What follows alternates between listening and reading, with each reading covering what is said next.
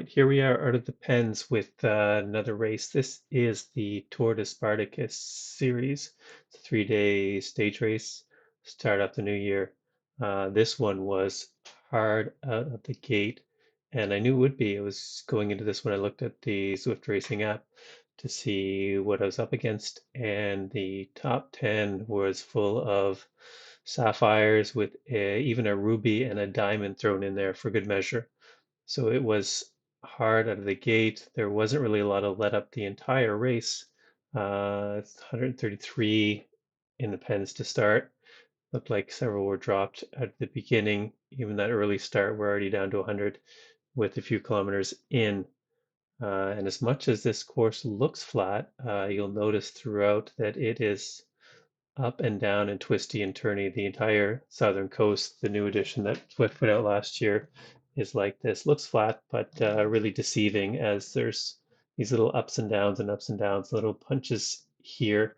And the guys on the front that are really strong are pushing hard throughout the race to drop whoever they can throughout the race. And you'll notice the numbers in the that little groups add in, they go down quite a bit throughout. So now we're down to 77. We've dropped a few more as we continue to go through. So you see just a little ups and downs here. Just get everyone to push a little bit harder, and then occasionally someone gets dropped. There are a few points where I'm almost dropped throughout the race, and it was a tough go. My heart rate is pretty high throughout the entire race.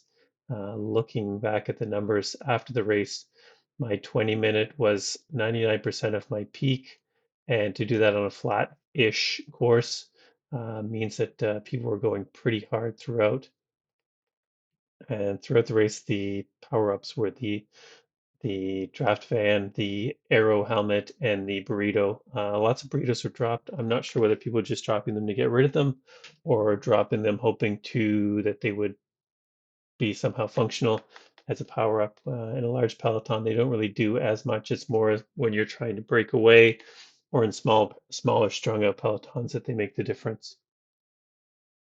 So here at this point, we're still all together in a relatively decent sized group. There's 66, so about half of the original starters are still in the main group.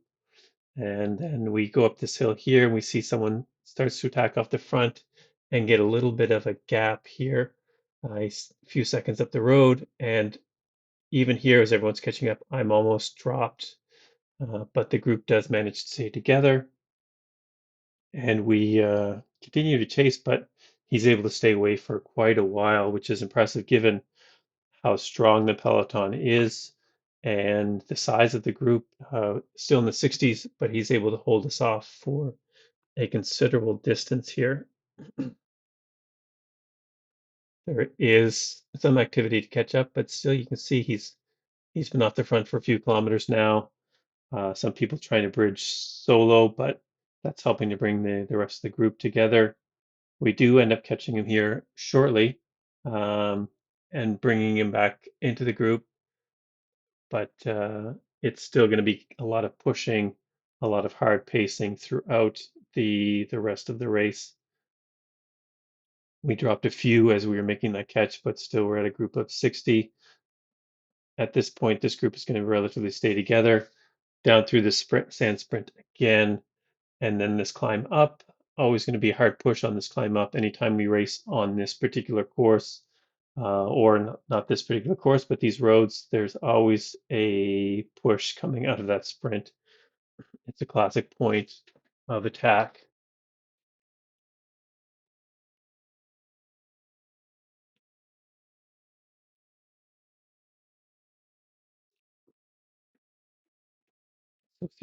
Here we see starting to calm down a little bit as people are starting to think about the finish with less than 8 kilometers to go.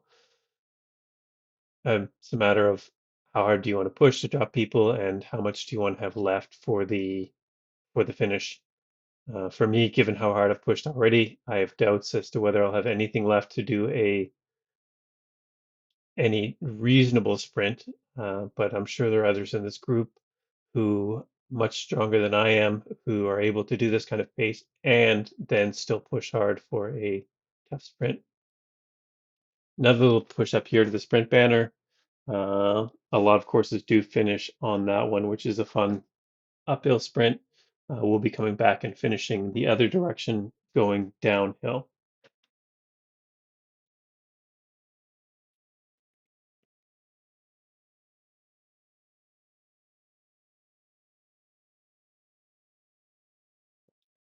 As we're coming up here towards the roundabout, uh, there are going to be a couple guys who do make a bit of a separation. You'll see here, there's two guys there. They get up the road. I think it quickly turns into three. And they stay away for a little bit, but the group does push up here to catch. Now we're less than 3 kilometers to go. My heart rate is at the max, and I'm just hoping that I can get it down to a reasonable level where I feel that I can make a little bit of a push towards the finish. Now going in, I thought for some reason that there was a little bit of uphill at the sprint, and maybe just because I was thinking of the sprints that finish in the other direction. So I thought it would go downhill and then uphill to the finish, but it just goes downhill all the way to the sprint. Wasn't really ready for it, but still, even with my legs, I don't think I was going to do any better than I did, which was 22nd. But you can see the top 10 there, all really strong. Um, it was a tough, hard course. Not sure how excited I am for the next two stages. There you can see the top 10. Actually, Maddie from our team, Gold, finished strong. The sauce plugin was funny today. First race of the year, so of course it's all going to be all me number ones for the year. Thanks for sticking around for another one. I'll catch you soon.